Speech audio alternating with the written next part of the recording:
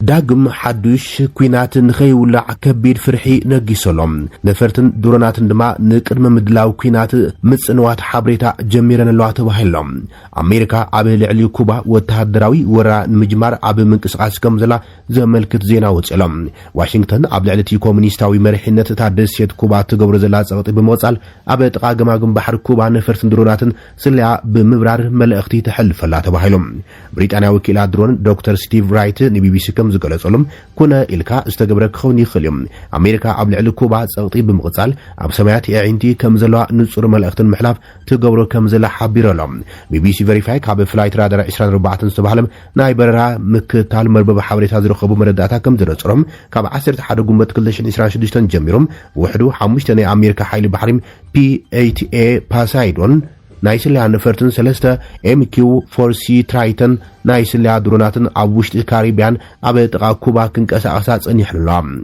قالين نفرتي كاب دسيت كساب 80 كيلومتر زقرب رحقت بريران ينتباهيلهم وتهدراو نفرتي كل غزا بوتن اي سحتان انتخونه نغلي كفال نايت برات راي مللي بوتن سلازا كافلام اتناي برا مكتال داتا بزعباتي امريكام عبد تقا كوبا تغبر زلا منقسقاس مول سلي كهب ايكلن يتباهيلهم ازي سرحيتات نفرتي زمص زلو واشنطن عبد ዛ ናይ ካሪቢያን ሃገር ናይ ነዳዲ ዕጽዋ ካብተን ብር ጀሚሩም ኣብዘን ዝሓለፈ ኣዋርሕ ኣብ መንጎ ኣሜሪካን ኩባን ዘሎ ወጥሪ ብሩኢ ድሕሪ ሙሳኺም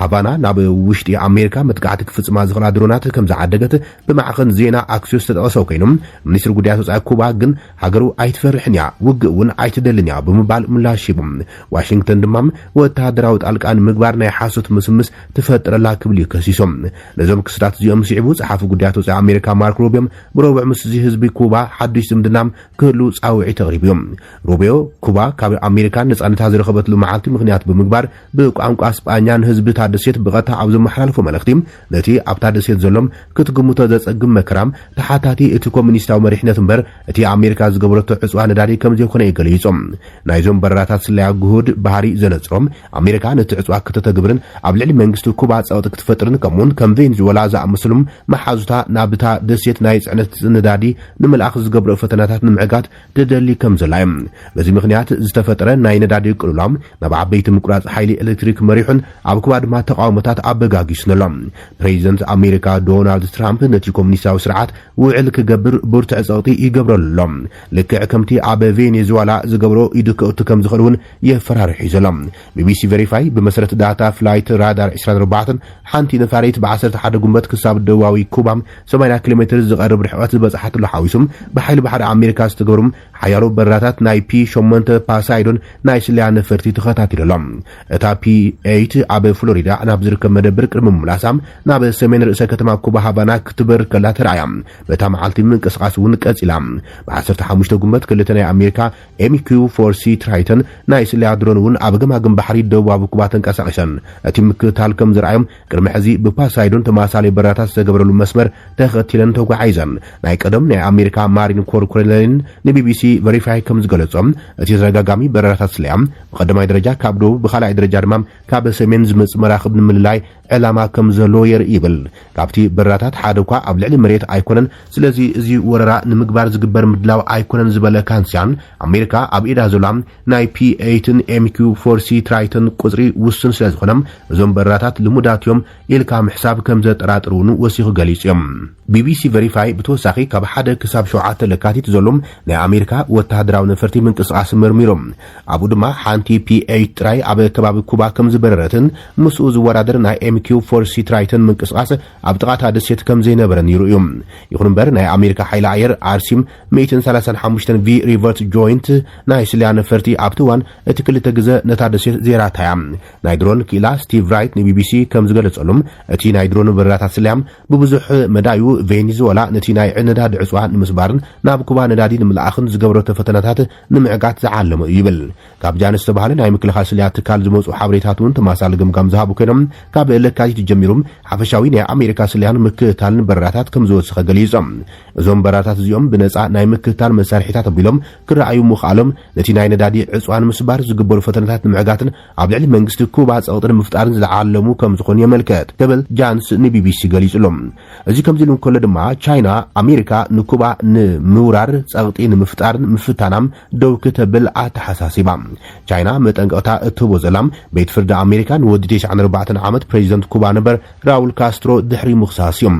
ኣብ ልዕሊ መራሒ ኩባ ነበር ዝቐረበ ክሲም ዜጋት ኣሜሪካ ንምቕታል ውዲት ምፍጻምን ካል ምስ ቅድሚ 30 ዓመታት ኣብ መንጎ ኩባን ፍሎሪዳን ክልተ ነፈርቲ ምውዳቕን ዝተኣሰር ክስታት ዘጠቓልዮም እቲ 4 ሰባት ዝሞትሉ ፍጻመ ዲፕሎማስያዊ ዝምድናም ክልቲና ሃገራት ናብ ከቢድ ደልሃመት እትይዎም ፕሬዚደንት ኣሜሪካ ዶናልድ ትራምፕ ኮሙኒስታዊ መንግስቲ ኩባም ክወድቕ ከም ዝደልዩ ገሊጾም ወሃብ ቃል ሚኒስትር ጉዳያት ወጻኢ ቻይና ጋኦ ዲያኮን ኣሜሪካ ንኩባ ኣብ ዝረኸበቶ ኣጋጣሚ ምጽራፍ ደው ክትብሎ ይግባእ ኢሎም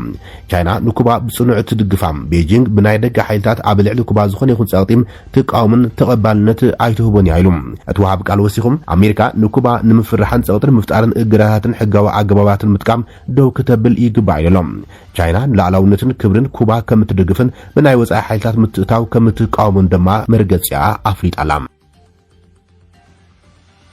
حزرما كابه كتما مقله رئيس كتما تግራይ ዝወፀ አዘራራቢ ዜና ህወሓት ክንነግረኩም ምንጭታት ሓብሬታ ህወሓት ዳግም ውሽጣዊ ክፍፍል ከም ዘጋጥሞ አስሚዖም ድሕረቲ ቅድመ ዓመት ኣብ መንጎ ብደብረጽዮን ዝምራሕን ብጌታቸው ዝምርሕን አባላት ማእከላይ ኮሚቴ ህወሓት ዘጋጥሞ ምክፋል ተዓዊተሉ መሪሕነቱ ተንጠባጢቡ ጉባኤ ዘካይደም ብዶክተር ደብረጽዮን ገብረ ሚካኤል ዝምራሕ ህወሓት ዳግም ናብ ስልጣን ምምላሱ ኣብ ዝኣወጀሉ ቅነም ውሽጣዊ ምፍንጫል አጋጥሞ ከም ዘሎም እቶም ፍልፍላት ዜና ሓቢሮም ኣሎም ኣብ ውሽጢ ፈጻሚ ስራح ጉጅለ ህወሓት ዝተፈጥረ ሓያል ምክፋል መስሓብን ምቅጻል ደብረጽዮን 5/4 ማለትውን ብዝኾነ ጸቢብ ኣፋላይ ድምጽ ሒዞም ይغጽሉ ከም ዘሎ ውሽጣዊ ምንጭታት ኣረጋጊጾም ኣሎም እቲ ናይ ድምጽ ፍልሊ ሕቶ ገምጋምን እቲ ኣኺባም ናብ ገምጋም ኣብ ዝተሰጋገረሉ እዋን ክልተ ተጻረርቲ መርገጽ ዘሎም ሓሳባት ቀሪቦም ኣሎም ጉጅለ ተኽላይ ዝበሃሉም ናይ ሕሉፍ መኸተ ታሪኽውን ብዝርዝር ክግምገም ከም ዘሎም ዝብል ሓሳብ ዝሓዝዮም ተባሂሎም ጉጅለ ደብረጽዮን ድማ ናይ ሕሉፍ መኸተ ኣይሰርሕን እቲ ገምጋም ካብ ኽዝ ጀሚሩ ብዘሎ ጥራሕዮም ክኸውን ዘሎ ብምባልዮም ተኻቲዖም ይብሉም እቶም ምንጭታት ዜና ኣብ መወዳእታ ብዝተገበረ ናይ ድምጽ ብልጫ እቲ ግምጋም ካብ ሕዚ ጀሚሩ ብዘሎ ጥራይ ክኸውን ዝብል ናይ ጉጅለ ዶክተር ደብረጽዮን ሓሳብ ብ5 ድምጽ ሲዒሩ ይብሉም በዚ መሰረት ጉዳይ መኸተ ከይጻሪን ልዕልንኡ ሒዙ ክኸይድን እቲ ጉጅለ ከም ዝወሰነ ዘመልክት ሓበሬታ መካፊሎም ዘሎም እቶም ፈለጥቲ ውሽጢና ዝብሉ ምንጭታት ዜና ኣብ ልዕሊ ውልቀ ሰባት ዝቐረቡ ብርቱዓት ነቐፌታት እውን ኣለው እዮም ዝብሉ እቶም ምንጭታት ዜና እቲ ገምጋም ሓያልን ትርር ዝበለን ነቐፌታት ዝተሰማዓሉ ከም ዝኾነን ፍላይ ኣብ ልዕሊ መንጀሪኖም ከባቢያውነት ወይ ድማ ቀቢላውነት ምስነዳዲ ዝተኣሳሰሩ ዝጠፋፈ ሎጂስቲክስ ንውድብ ምብታን ዓቕሚ ዘይምህላውን ዓፋናይነት ምጉጃልን ዝብሉ ጥንክር ዝበሎም ነቐፌታት ቀሪቦም ላዮም ይብል ኣብ ልዕሊ ዶክተር አብርሃም ተኸሰ ድማ ምጥፋዕ ገንዘብን ወርቅን ረፍ ስልጣን ምጸላይ ብዘሎ ርክብ ተጠቂምካ ንኣሜሪካ ናብ ስድራ ቤት ከም ድሌትካ ምምላስ ዝብሉም ከበድ ክስታት ቀሪቦም ይብሉ እቶም ምንጭታት ዜና እዚ ተፈጢሩ ዘሎ ንጹር ምጉጃል 5-4 ኮይኑም ወገን ሐሳብ ዶክተር ደብረጽዮን ዘሎም ዶክተር ደብረጽዮን ወይዘሮ ፈትለወርቅ አቶ አማኑኤል አሰፋም ዶክተር አብርሃም ተኸስተ ዶክተር ረዳይ በረከም ዝኾነን በወገን ማለቱን ተጻራሪ ሐሳብ ዝሓዙ ድማም አቶ ተክላይ ገብረመድን ዶክተር ሰለሞን ኬዳንም ወይዘሮ ሊያ ካሳ ዶክተር ፍስሐ ሀብተጽዮን ይርከቡም ቀጻላ አንፈት ተአኺባ እንታይ መስል ዝብል እንትገልጹ እቶም ምንጭታት ዜና እዚ ናይ ፈጻሚ ጉጅለ ኣኼባ ምስተዛዘመም ቀጥታ ናብ ማእከላይ ኮሚቴ ክሰጋገር ይሎም ኣብዚ ሕዝዋን ብልዕሊ ኮርታ ዓጅቦም ዘለው በዓል ዶክተር ደብረጽዮን ገብረ ሚካኤል ዝመርሕዎ ህወሓት ነቶም አንጻር ዘለው ኣባላት ናይ ምብራን ምእጋድን ሰፊሕ ምንቅስቃስ ሒዞም ይንቀሳቀሱ ከም ዘሎ ዝሓበሩ እቶም ምንጭታት ዜና ካብ ከተማ መቐለም እዚ ኣኼባ እዚ ንህዝቢ ትግራይ ናብ ካልእ ዝገረደን ሓደጋን ብርሰትን ዘእትዩ ክብልዮም ስጋኣቶም ገሊጾም ዘለው ብምባልዮም ነቲ ሓበሬታ ኣካፊሎም ዘሎም እዚ ከምዚ ኢሉ እንከሎ ድማ ወሃብ ቃል አቶ ሚካኤል ስጎደም ስርዓት ብልጽግና ኣብ ኣፍሞት ዝርከብ ናይ ዕራርቦ ስርዓት ክብል ገሊጹ ኣሎም ሚካኤል ስጎደም ኣብ ማሕበራዊ መራኸቢታት ወይን ጋዜጣ ኣብ ዝተዘርግሐ ብቪድዮ ዝተሰነየ ሓበሬታ ሓድሽ ኩናት ንምጅማር ምድላዋት ብወገኖም ይገብሩ ከም ዘለው ዘመልክት ሓበሬታ እዩ ኣቃሊዑ ዘሎም ወሃብ ቃል ቤት ጽሕፈት ህወሓት ዝኾነ ኣቶ ሚካኤል ስጎደም ኣብ ፌስቡክ ገጹን ምስ ጋዜጣ ወይን ኣብ ዝገበረ ቃለ ምሕትትን እቲ ወድዓዊ ኩነታት ግዜን ይኣክል ስለ ዘሎ ብምባል ዝገለጾም ኣገላልጻ ድማ ኩናት ኣብ ቀረባ እዋን ንምጅማር መድያዊ ምድላዋት ይገብሩ ከም ዘሎም ዘርኢ ኮይኑ እዩ ተቐልቂሉ ዘሎም እቲ ኣፈኛ ህወሓት ኣብ ዝሕዝዋን ጸላኢ ዝበሎ ብልጽግና ተደናጊጹ ከም ዘሎን ኩናት ንምጅማር እቲ ዝተመቻቸወ ግዜ ከም ዝኾነ ብምግላጽ እዩ ኣዘራራቢ ዝኾነ ብድምጽን ምስልን ዝተዘርግሐ መልእኽቲ ኣሕሊፉ ዘሎም እዚ ከምዚሉን ኩሉ ድማ ኣብ ሓራ መሬት ዝንቀሳቀሱ ዘለው ሓይልታት TPF ብዝተፈላለዩ አንፈታት ትግራይ ናብ ትግራይ ንምእታው ይንቀሳቀሱ ከም ዘለው ዜና ወጽሎም ኣዘዝቲ ሰራዊት TPF ዝኾኑ ጀነራላትን ኮሎኔላትን ድማ ኣብ ዝተፈላለዩ ግንባራት ኮይዶም ምስ ኣሃዱታቶም ኣብ ዝገብርዎ ዘለው ርክባት ናብ ትግራይ ንምእታው ኣብ ናይ መወዳእታ ምድላዋት ከም ዘለው እዮም ዝገልጹሎም ዘሎም ጀነራል ከበደ ፍቃድን ኮሎኔል በርሀ ባራኽን ወድራያ ኣብ ግንባር ክልቶም ምስ ላዕለዎት ኣመራርሓ ሰራዊት ኣብ እዋናዊ ኩነታት መኺሮምሎም ሰራዊት ንልዕሊ ሓደ ዓመት ክተኣኻኸብ ክውድብን ከጥቅዕ ኣብ ዝኽእለሉ ደረጃ ድሕሪ ምጽንሑም ናብ ትግራይ ከኣቱ ግድን ዝኾነሉ ኩነታት ኢና ንርከብ ብምባል አብሪሆሞሎም ህዝቢ ይጽበዮም ከም ዘሎ ብምግላጽ ናብ ትግራይ ንምእታው ከም ዝወሰኑዮም እቶም ሓለፍቲ ገሊጾም ህዝብና ኣብ ሕሰምን መከራን ስለዘሎም ናብ ትግራይ ክነኣቱ ግድን እዩ ዝበሉ እቶም ላዕለዎት ኣመራርሓ ሰራዊት ተመዛባለ ህዝቢ ንሻድሻይ ክረምቲ ኣብ ኬንዳ ክሓልፍ ስለዘይብሎም ናብ ትግራይ ክነኣቱ ግድን እዩ ኢሎም ኣለው ተባሂሎም ብሓፈሻ ኣብ ትግራይ ስርዓታዊ ለውጢ ንምምጻም ኣድላይ ብምዃኑ ናብ ትግራይ ክነኣቱ ግድን ኢሎም እቶም ኣዘዝቲ ሰራዊት TPF ጀነራል ከበደ ፍቃድን ኮሎኔል በርሀ ባራኽን ኣብ ግንባራት ክልቶም ምስ ላዕለዎት ኣመራርሓ ሰራዊት እናተማኸሩ እዮም ቀንዮም ዘሎም TPF ኣብ ዕላዊ ማሕበራዊ መራኸቢታቱ ኣብ ዝርጉ ሓበሬታ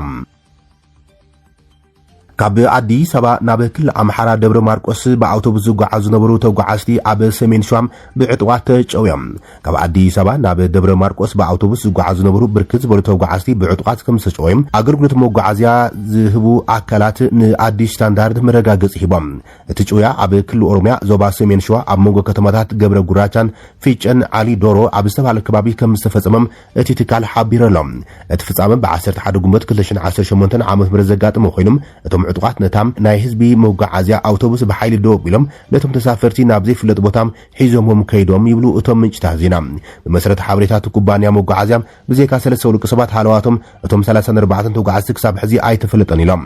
መንነት ናይቶም ነተመጥቃዕ ዝፈጽሙ ዕጥቃት ክሳብ ሕዚ ንጹረ ከም ዘይኮነን ነተፈጻመ ብዝምልከት ድማ ካብ መንግስቲ ወጋዓዊ መግለጺ ከም ዘይተዋሃበ ገሊጾም እዚ ሕዚ ካይድ ዘሎ እገዳ ወይ ድማ ዕገታም ኣብ መስመር መጓዓዝያ አዲስ አበባ ደብረ ማርቆስ ንዓበይ ዝኸይ ዘሎም ኩነታት ጸጥታ ዝያዳ ዘጉልህ ከም ዝኾነን ኣብ ተኸባቢ ተማሳል ፍጻመታት ከም ስራኤ እቲ ዜና ምልክቶሎም በመሰረት እቲ ኩባንያ አገልግሎት መጓዓዝያ ቅድሚ 4 ኣዋርሕ ካልእ ብተማሳሊ መስመር ትጓዓዝ ነበረት አውቶቡስ ተሳፈርቲ ጅሆተ ተሓይዞም ብዕጥቃት ተወሲዶም ኣብ ክልላት ኦሮሚያን ኣምሓራን ኣብ ዓበይቲ ጽርግያታት ብተደጋጋሚ ዝፍጸም ዘሎ መጥቃዕትን ዕጽዋን ኣብ ልዕሊ ተጓዓዝትን ሰብ ሞያን መጓዓዝያን ልዑል ፍርሒ ፈጢሮም ህዝባዊ መጓዓዝያን መሰል ምንቅስቃስ ዜጋትን ብከቢድ ዓንቂፍዎሎም እዚ ኣብ መስመር አዲስ አበባ ደብረ ማርቆስ ናይ መጀመርታ ከምዚ ዓይነት መጥቃዕቲ ከም ዘይኮነም ጸብጻብ አዲስ ስታንዳርድ የመላኽት ኣብ መጋቢት 2025 ኣብ ክልል ኦሮሚያ ዞባ ሰሜን ሸዋ ወረዳ ደገም ኣብ ጥቃ ከተማ አሊዶሮም ኣብ ልዕሊ ትንቀሳቐስ ዝነበረት አውቶቡስ መጥቃዕቲ ብምፍጻም ልዕሊ 56 ተሳፈርቲ ከም ዝጨወዮም ዕጥቋት እውን ተገሊጹ ነይሮም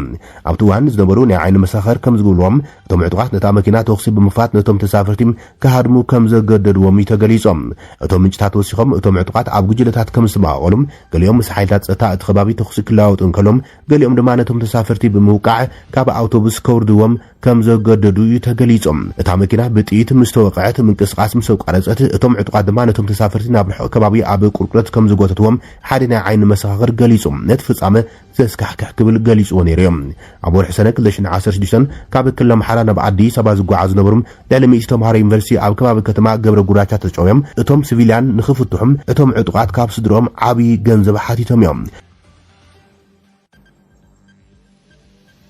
ግብፂ ሶማሊላንድ አምባሳደራ ናብ እስራኤል ምምዳባ ተቃውሞ ስሚዓ